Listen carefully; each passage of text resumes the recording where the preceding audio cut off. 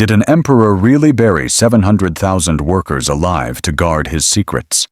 Smash that subscribe button and ring the bell to dive into the chilling world of Qin Shi Huang, China's first emperor, whose obsession with immortality turned his reign into a nightmare. Ready for a story that'll leave you speechless? Let's begin. The Emperor Who Defied Death. What kind of ruler sacrifices thousands to chase eternal life? Qin Shi Huang, China's first emperor, was a visionary whose obsession with immortality led to atrocities that still shock the world. Born in 259 BC as Yingzheng Qin, Shi Huang unified China's warring states by 221 BC, creating the first centralized empire at age 38. Crowned the first emperor, he was a paradox, a genius who standardized writing weights and measures, yet a tyrant whose paranoia and quest for eternal life drove him to madness. His most striking trait wasn't his sharp intellect or ruthless ambition. It was his fear of death, a terror so consuming it shaped his reign into a saga of brilliance and horror. The man who built the Great Wall also buried thousands alive, believing their deaths would secure his immortality. Yingzheng's rise was meteoric. Born a prince of the Qin state, he survived a brutal childhood amid court intrigues and assassination attempts. By 13 he was king, guided by his cunning advisor Liu Bang, and later the ruthless legalist Li Si. By 221 BC, he'd conquered 6 rival kingdoms, uniting China under a single banner. His empire spanned 3 million square kilometers, ruling 30 million people, a feat unmatched in ancient history. But his obsession with immortality defined him. Ancient texts like Sima Qian's Records of the Grand Historian describe a man who sent 3,000 men to search for the mythical Penglai Islands, believed to hold the elixir of life. None returned, likely executed for failure. His fear of death led to bizarre rituals. Qin Shi Huang consumed mercury pills crafted by alchemists who promised eternal youth. Modern toxicologists confirm mercury poisoning causes paranoia and tremor symptoms he exhibited by his 40s. He built a massive tomb in Xi'an, guarded by the Terracotta Army, 8,000 life-sized statues, each unique costing an estimated $1 billion modern dollars. But the tomb's construction was a bloodbath. Over 700,000 workers toiled, and thousands were buried alive to protect its secrets, their screams haunting the site, according to local legends. Qin Shi Huang's reign wasn't just about conquest, it was about control. He standardized everything from currency to cart axles to bind his empire. But his paranoia led to purges. 460 scholars were buried alive in 212 BC for owning banned books, a move to crush dissent. His legalist policies demanded absolute obedience, with families executed for a single member's crime. The Chinese people taxed to fund his projects, whispered of a demon king whose ambition outstripped his humanity. What drives a man to sacrifice thousands for a dream of immortality? Can an emperor defy death itself? Stay tuned to uncover Qin Shi Huang's darkest secrets. The quest for eternal life. What lengths would an emperor go to cheat death? Qin Shi Huang's obsession with immortality drove him to bizarre experiments and brutal sacrifices, turning his court into a cauldron of fear and alchemy. By 221 BC, Qin Shi Huang, now 38, and ruler of a unified China, was consumed by a singular fear-death. His empire, stretching across 3 million square kilometers, was a monument to his power. But the first emperor believed he could conquer mortality itself. His quest for eternal life wasn't just a personal obsession. It was a state-sponsored campaign that drained China's resources, killed thousands, and revealed a ruler whose brilliance was matched only by his paranoia. The shocking truth: Qin Shi Huang's pursuit of immortality wasn't a noble dream. It was a descent into madness that left his people trembling and his legacy stained with blood. The emperor's search for the elixir of life was relentless. According to Sima Qian's Records of the Grand Historian, Qin Shi Huang dispatched expeditions to the mythical Penglai Islands, believed to house immortals who guarded the secret to eternal youth. In 219 BC, he sent 3,000 men, including 500 virgins under the alchemist Xu Fu, with orders to return with the elixir or face death.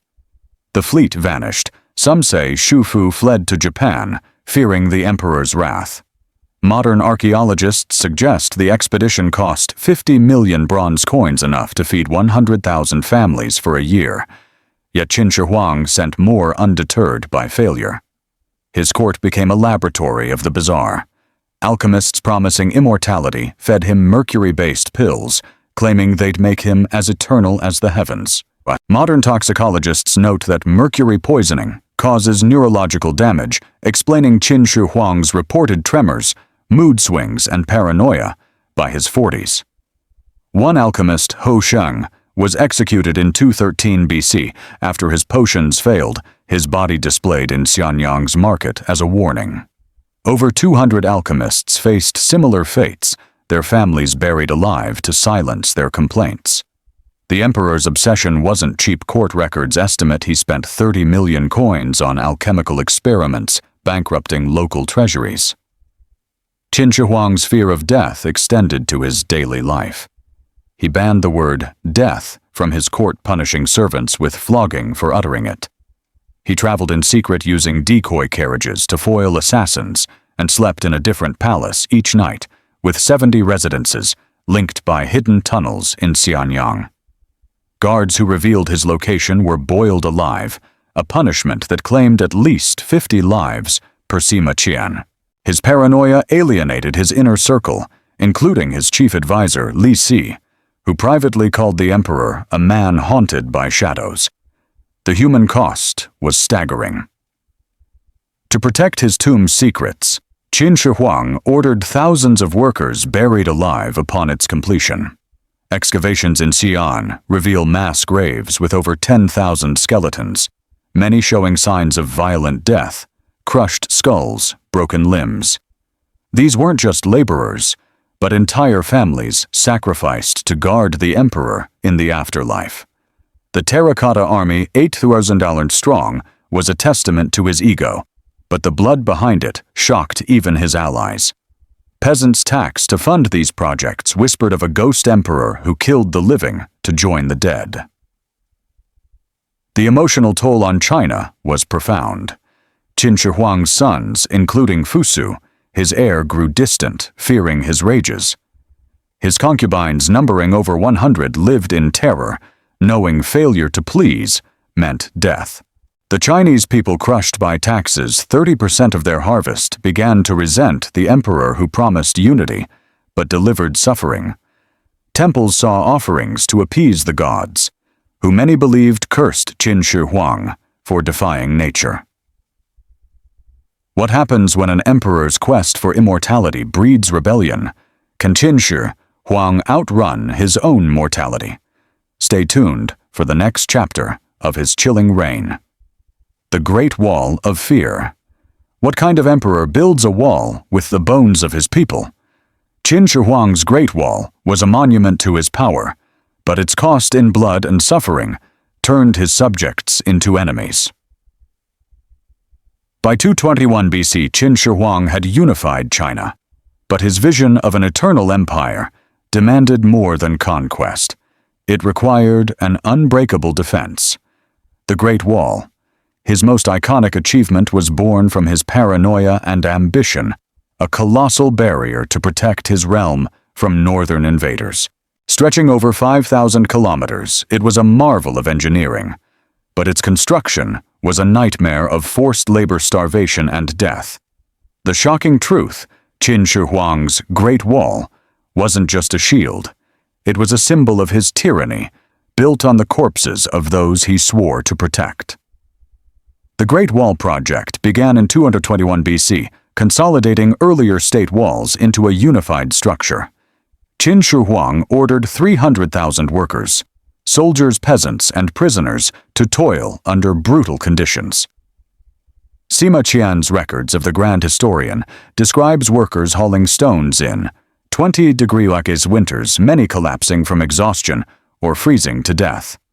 Over 100,000 hours perished, their bodies often buried in the wall itself, earning it the grim nickname, the longest cemetery on Earth. Modern archaeologists have uncovered mass graves near the wall, with skeletons showing signs of malnutrition and broken bones, confirming the horrific toll. The project cost an estimated 200 million bronze coins, equivalent to $2 billion today, funded by taxes that left villages starving. Qin Shi Huang's oversight was merciless. He sent General Meng Tian to enforce quotas with overseers, flogging workers who lagged. Those who died were replaced by conscripted farmers torn from their fields, causing famines that killed thousands more. In 214 BC, a rebellion erupted in Shandong when 10,000 conscripts fled, only to be hunted down and executed. The emperor's legalist advisor, Li Si, justified the slaughter, arguing, "The wall is the emperor's will, and defiance is death." This philosophy turned the project into a machine of oppression, with entire families punished for one member's failure. The emotional toll was devastating. Workers' families left without breadwinners faced starvation, with some resorting to eating tree bark. Legends tell of Meng Jiangnu, a woman whose husband died building the wall. Her tears, it said, collapsed a section revealing his bones. While likely apocryphal, the story captured the people's grief. Qin Shi Huang's own son, Fu Su, sent to oversee the project, wrote to his father in 213 BC, pleading for mercy for the workers. The emperor ignored him, exiling Fu Su to the frontier, a move that deepened their rift. The Chinese people, taxed 40% of their harvest, began to see their first emperor as a monster with temple prayers, cursing his name. The wall wasn't just a defense, it was a psychological weapon. Qin Shi Huang believed it would cement his immortality, a barrier to keep death at bay. Modern historians like Arthur Waldron note it was as much about controlling his subjects as repelling nomads with watchtowers, doubling as surveillance posts. But the cost alienated his allies. Nobles forced to fund the project whispered of rebellion, while generals like Meng Tian grew resentful, their loyalty tested by endless demands. The wall, meant to unify, instead sowed division with graffiti in Xi'an, reading, "The emperor builds walls, but breaks hearts." The Great Wall's legacy is complex. It protected China for centuries, but its construction scarred a generation. Qin Shi Huang's paranoia, possibly worsened by mercury poisoning, drove him to see enemies everywhere, even among his own people. By 213 BC, his empire was fracturing under the weight of his ambitions. Can an emperor's grand vision survive the resentment it breeds? What new horrors will Qin Shi Huang unleash to secure his legacy? Stay tuned for the next chapter of his ruthless reign. The burning of books and burying of scholars. What kind of emperor burns knowledge to control truth? Qin Shi Huang's ruthless campaign to erase ideas and silence dissent turned China into a land of fear, where even words were deadly. By 213 BC, Qin Shi Huang, now 46, had unified China and built the foundations of his eternal empire. But his paranoia, fueled by mercury poisoning and a relentless quest for immortality, grew darker. The first emperor saw enemies not just in rival kingdoms or northern nomads, but in the very ideas that shaped his people's minds. His solution was a horrifying purge, the burning of books and the burial of scholars, a campaign to crush intellectual freedom and cement his absolute rule. The shocking truth, Qin Shi Huang's war on knowledge wasn't just about control. It was a desperate attempt to rewrite history, leaving thousands dead and a nation silenced. The burning of books began in 213 BC, sparked by a scholar's criticism. At a court banquet, a Confucian scholar, Chunyu Yue, dared to challenge Qin Shi Huang's legalist policies, arguing that venerating ancient texts would strengthen the empire. Enraged, the emperor, guided by his ruthless advisor, Li Si, issued a decree: all books on history, philosophy, and poetry, except those on medicine. Agriculture and divination were to be burned. Sima Qian's Records of the Grand Historian describe soldiers raiding homes, temples, and schools, seizing scrolls and bamboo texts. Over 100,000 texts were incinerated in Xianyang alone, with bonfires lighting the night sky for weeks. Modern estimates suggest 90% of China's written knowledge was lost to cultural genocide that stunted intellectual growth for generations. The human cost was even more chilling. In 212 BC, Qin Shi Huang ordered the execution of 460 Confucian scholars accused of hiding banned texts. According to Sima Qian, they were buried alive in pits outside Xianyang, their screams muffled by earth as soldiers stood guard. Archaeological digs in Shanxi have uncovered mass graves with signs of suffocation confirming the brutality. Some were beheaded, their heads displayed on spikes to deter dissent. Families of the scholars faced collective punishment, wives and children enslaved or executed, totaling over 1,000 deaths. Li Si justified it, saying, "Knowledge breeds rebellion. Ignorance ensures loyalty." The emperor, trembling from mercury-induced spasms, watched the executions believing they secured his divine mandate. The campaign wasn't just about erasing ideas, it was about reshaping reality. Qin Shi Huang banned private schools, replacing them with state-controlled academies that taught only legalist doctrine. He ordered historians to rewrite chronicles, erasing rival kingdoms' legacies to glorify his own. Modern historians like Jonathan Clements note this was an early form of propaganda designed to make Qin Shi Huang the sole source of truth. But the cost was staggering. Scribes worked under threat of death, with 50 executed for errors in 212 BC. The emperor's obsession with control extended to language itself, standardizing Chinese script to erase regional differences, a reform that unified, but also silenced. The emotional toll on China was profound. Confucian scholars once revered hid in fear some smuggling texts to remote caves. The emperor's son, Fusu, exiled for defending workers, wrote letters later destroyed, pleading for the scholars' lives, further straining their bond. Peasants taxed to 40% of their harvest to fund these purges whispered of a book-hating emperor in markets, their anger growing. Temples saw fewer worshippers as many believed the gods had forsaken Qin Shi Huang for defying wisdom. Even Li Si, his loyal advisor, grew uneasy, fearing he'd be next. The burning of books and burying of scholars didn't secure Qin Shi Huang's immortality, it sowed rebellion. Nobles stripped of their ancestral texts plotted in secret.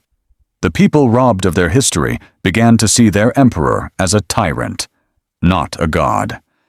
By 212 BC, cracks in his empire were widening, driven by the very fear he sought to instill. What happens when an emperor silences a nation's soul? Can Qin Shi Huang's empire survive its own cruelty? Stay tuned for the next chapter of his brutal reign. The Tomb of Terrors.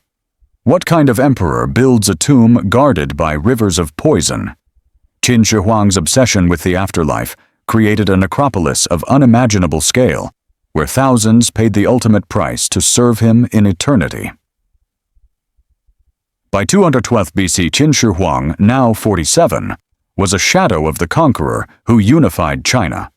His relentless pursuit of immortality, fueled by mercury potions and alchemical promises, had left him trembling, paranoid, and increasingly erratic. Yet his fear of death drove him to his most ambitious project, a massive tomb in Xi'an, designed to ensure his eternal rule in the afterlife. The Terracotta Army, a marvel of ancient engineering, was only part of this chilling necropolis, built on the blood of countless workers. The shocking truth, Qin Shi Huang's tomb wasn't just a monument, it was a death trap, where the living were sacrificed to guard a dead emperor's secrets. The tomb's construction began in 246 BC, when Yingzheng was just 13, and escalated after he became first emperor. Covering 56 square kilometers, it was a subterranean palace with bronze-cast ceilings, gem-encrusted walls, and rivers of mercury mimicking China's waterways. Sima Qian's Records of the Grand Historian describes a complex of 270 chambers guarded by 8,000 life-sized terracotta warriors, each uniquely carved, costing an estimated 1 billion bronze coins, roughly $10 billion today. Modern archaeologists excavating since 1974 confirm the scale. The site includes stables, armories, and pits filled with skeletal remains of workers and sacrificial victims. The human cost was staggering. Over 700,000 laborers, conscripts, prisoners, and slaves worked under brutal conditions. Many were buried alive to protect the tomb's secrets with mass graves, revealing over 10,000 skeletons, some with bound hands and crushed skulls. In 211 BC, entire families of artisans were sealed in chambers, their deaths meant to ensure silence about the tomb's traps, crossbows rigged to fire, and mercury vapor to poison intruders. Modern tests show mercury levels in the soil 100 times above safe limits, explaining why the central tomb remains unopened, a deadly testament to Qin Shi Huang's paranoia. The emperor's obsession with the afterlife extended to grotesque rituals. He ordered 100 concubines buried alive to serve him in death, their bodies adorned with jade to preserve them. Sima Qian recounts one chilling detail. Workers who installed mercury rivers were killed to prevent leaks about the tomb's layout. Over 2,000 died in this phase, alone, their bodies dumped in pits alongside cranes and horses believed to carry Qin Shi Huang's soul. Modern toxicologists suggest his mercury consumption up to 1 gram daily worsened his delusions, convincing him these sacrifices would secure his immortality. The emotional toll on China was crushing. Families of conscripted workers received no bodies to bury, only notices of service to the emperor. Villages stripped of men faced starvation, with tax collectors seizing 50% of harvests to fund the tomb. Qin Shi Huang's son, Fusu, exiled to the northern frontier, sent desperate letters later burned, begging his father to spare the workers, but was ignored. The emperor's court, once loyal, grew fearful. Lisi, his chief advisor, avoided the tomb's site, knowing a single mistake could mean death. Peasants whispered of a cursed necropolis, with legends of ghostly cries echoing from Xi'an's hills. The tomb wasn't just a burial. It was a statement of Qin Shi Huang's godlike ambition. He believed it would make him ruler of the afterlife, but it alienated his people. Nobles taxed to ruin began funding rebels. Generals like Meng Tian resented the emperor's demands, their loyalty fraying. By 201 BC, the empire was a powder keg, with uprisings in Chu and Qi provinces signaling growing unrest. Qin Shi Huang, shaking from mercury poisoning, saw enemies everywhere, his dream of immortality slipping as his empire cracked. Can a tomb built on blood secure an emperor's eternity? What rebellion will rise from Qin Shi Huang's cruelty? Stay tuned for the next chapter of his deadly reign. The iron grip of legalism. What kind of emperor rules with fear as his law? Qin Shi Huang's brutal legalist policies turned China into a machine of obedience, but at a cost that sparked rebellion and fractured his empire. By 201 BC, Qin Shi Huang, now 48, had built an empire that spanned 30 million people unified by his iron will. But his fear of death and obsession with control led him to embrace legalism, a philosophy that demanded absolute obedience through harsh laws and brutal punishments. Guided by his ruthless advisor Li Si, the first emperor transformed China into a surveillance state where dissent was a death sentence and loyalty was coerced through terror. The shocking truth: Qin Shi Huang's legalist regime wasn't just about order. It was a reign of fear that crushed spirits, alienated allies, and sowed the seeds of his empire's collapse. Legalism, rooted in the teachings of Han Fei, held that humans were inherently selfish and required strict laws to function. Qin Shi Huang took this to extremes. He enacted laws punishing minor crimes like tardiness or tax evasion with mutilation branding or death. Sima Qian's Records of the Grand Historian recounts how thieves had their noses cut off and farmers who missed tax deadlines were boiled alive. In 212 BC, over 7,000 tolerant people were executed for disloyalty, often based on anonymous tips from neighbors incentivized with rewards. Modern historians estimate that 1 in 10 Qin subjects faced punishment, with 100,000 enslaved in labor camps by 211 BC. The emperor's surveillance system was chillingly efficient. He divided China into 36 commanderies, each overseen by inspectors who reported directly to him. Spies infiltrated villages, temples, and even noble households with 10,000 agents employed by 210 BC per court records. Families were grouped into units of 5 collectively responsible for each other's crimes, a policy called mutual responsibility. If one member rebelled, all were executed, leading to the slaughter of entire clans, sometimes 50 at a time. This created a climate of paranoia, where neighbors betrayed neighbors to survive. Modern sociologists compare it to a dystopian police state, with fear replacing trust. The human cost was staggering. In 211 BC, a meteor fell in Dongjun, inscribed with the words, "The first emperor will die." Enraged Qin Shi Huang ordered the execution of every villager in the area, over 1,000 people suspecting a plot. The incident recorded by Sima Qian fueled rumors of divine judgment. His purges targeted nobles too. When a general Zhao Gao was suspected of disloyalty, his entire family, 70 members, was beheaded, their heads stacked in Xianyang Square. The emperor's son, Fusu, exiled to the Great Wall, wrote pleading for leniency. But Qin Shi Huang, trembling from mercury-induced paranoia, burned the letters. The emotional toll on China was crushing. Peasants taxed to 50% of their harvests to fund the emperor's projects starved, while soldiers patrolled their fields. Mothers hid sons to avoid conscription, knowing labor camps meant death. Temples once vibrant stood empty, as people feared praying to gods who seemed powerless against the emperor. Even Li Si, the architect of legalism, grew uneasy, confiding to aides that the emperor sees enemies in every shadow. Qin Shi Huang's court was a gilded prison, with concubines and officials living in dread of his rages, which could end in a whip slash or a sword swing. Legalism's efficiency came at a cost.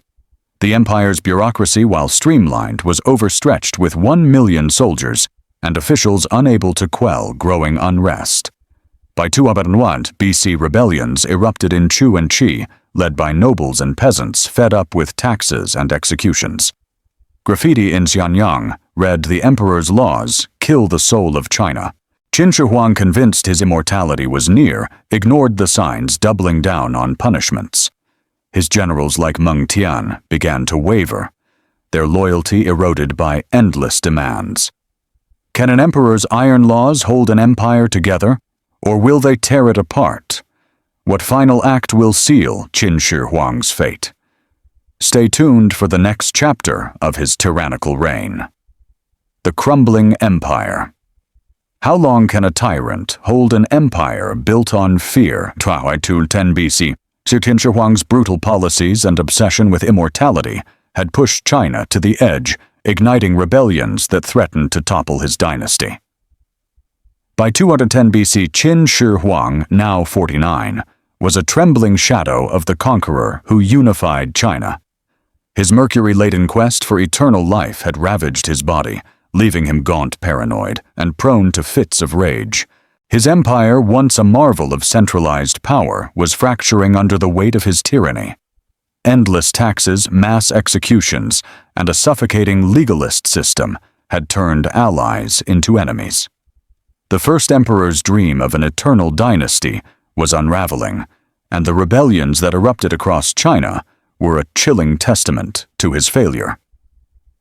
The shocking truth: Qin Shi Huang's iron grip was breaking, and his own court was plotting against him as his health and empire crumbled. The empire's collapse began with its people.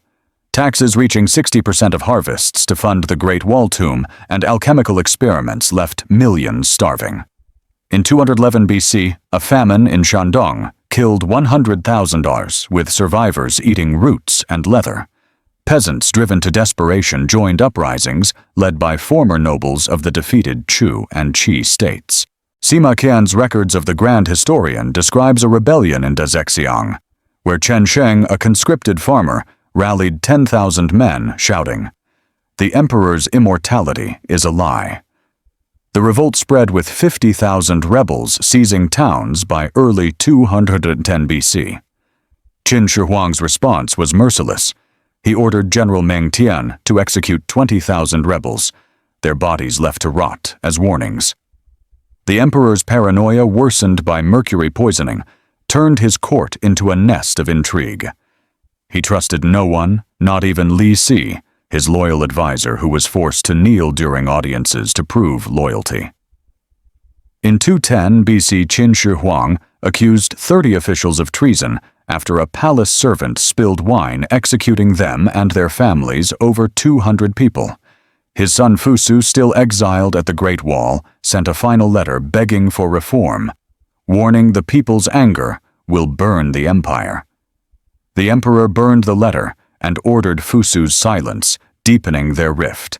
Modern toxicologists suggest mercury-induced delirium made Qin Shi Huang see enemies everywhere, his hands shaking as he signed death warrants. The military, once the backbone of his conquests, was faltering. Generals like Meng Tian, exhausted by endless campaigns and executions, grew resentful. Soldiers conscripted for years deserted in droves. 5,000 fled in 210 BC, many joining rebels. The emperor's spy network, one as 10,000 strong, was overwhelmed, unable to track the growing unrest. Nobles stripped of wealth to fund the tomb's 1 billion bronze coin. Cost began funding rebels, like Liu Bang, a future Han dynasty founder. Graffiti in Xianyang read, "The first emperor's throne sits on bones, a grim reflection of the empire's mood." The emotional toll was devastating. Qin Shi Huang's concubines, fearing his rages, avoided him, some committing suicide rather than face burial in his tomb. The Chinese people, once awed by his unification, now saw him as a demon. Temples were filled with prayers for his death, with priests claiming comets signaled divine wrath. Even Li Si, the architect of legalism, confided to aides, "The emperor's madness will bury us all." The court, once unified, was split between loyalists and those secretly plotting his downfall, including Zhao Gao, a eunuch with ambitions of his own. Qin Shi Huang, oblivious to the chaos, doubled down on his immortality quest. In 210 BC, he embarked on a tour of eastern China, seeking new alchemists, leaving Li Si and Zhao Gao to manage the empire. His absence only emboldened rebels who now controlled entire provinces. The emperor, weakened by mercury, collapsed during the tour, his body failing as his empire burned. Can an emperor outrun the rebellion he created? What final act will seal Qin Shi Huang's fate? Stay tuned for the chilling conclusion of his reign, the fall, and the eternal shadow. Can an emperor escape the death he feared most? Qin Shi Huang's quest for immortality ended in a collapse that shattered his empire, leaving a legacy of genius and terror that haunts history. If this tale of obsession and bloodshed has gripped you, smash that like button, share it with friends, and subscribe to Weird History Unveiled for more shocking histories. Let's unravel the final chapter of China's most ruthless emperor. By mid-210 BC, Qin Shi Huang, at 49, was a broken man, his body ravaged by mercury poisoning and his empire crumbling under rebellions. The first emperor who unified China and built the Great Wall was now a paranoid tyrant, trembling from toxins and haunted by the fear of death he'd spent his life defying. His relentless pursuit of immortality through alchemical potions, mass sacrifices, and a tomb built on blood had alienated his people generals and even his court. The shocking truth: Qin Shi Huang's death sparked a collapse that ended his dynasty, but his legacy as a visionary and monster endures a chilling reminder of power's destructive allure. In July 2110 BC, during a tour of eastern China to seek new elixirs, Qin Shi Huang collapsed in Shandong. Sima Qian's records of the Grand Historian describes him racked with fever, his skin gray from mercury poisoning, unable to speak as his court panicked. Modern toxicologists confirm that his daily mercury pills up to 2 grams caused organ failure, likely killing him at Shakyu Palace. Fearing chaos, his advisors Li Si and Zhao Gao hid his death, carting his decomposing body back to Xi'an in a sealed carriage with fish wagons to mask the stench. The deception lasted weeks, a grim symbol of his reign's secrecy. The empire imploded upon his death.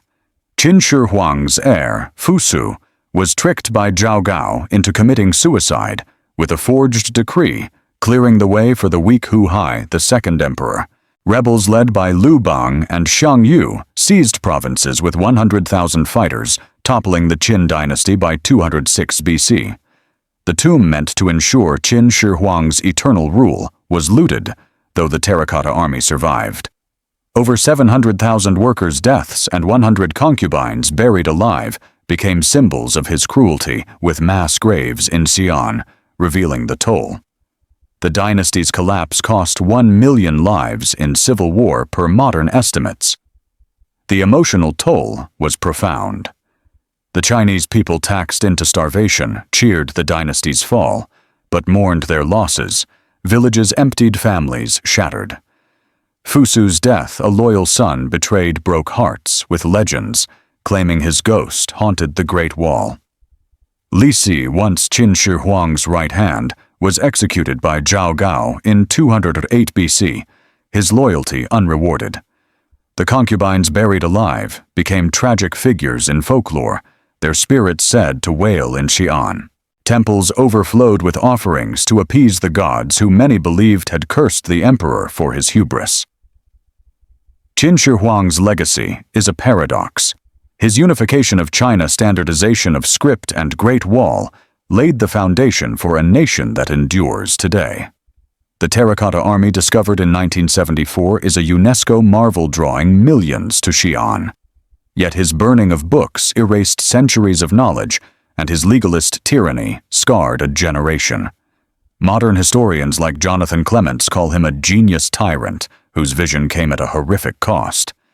His mercury poisoning, confirmed by soil tests around his tomb, explains his madness, but doesn't excuse it. His story inspired films like Hero and myths of an immortal emperor, but it's the victims, workers, scholars, and his own son who haunt history. Qin Shi Huang wasn't just an emperor. He was a warning. Absolute power unchecked breeds chaos, turning dreams of eternity into nightmares of blood. His tomb, still sealed due to deadly mercury, remains a mystery. A fitting end for a man who chased the impossible. Was he a visionary or a monster? The answer lies in the graves of those he sacrificed. What do you think of Qin Shi Huang? Was he a genius who shaped China, or a tyrant who broke it? Drop your thoughts in the comments, hit like, and share this story to spread the word about history's darkest figures. Subscribe now for more tales that'll shock and amaze.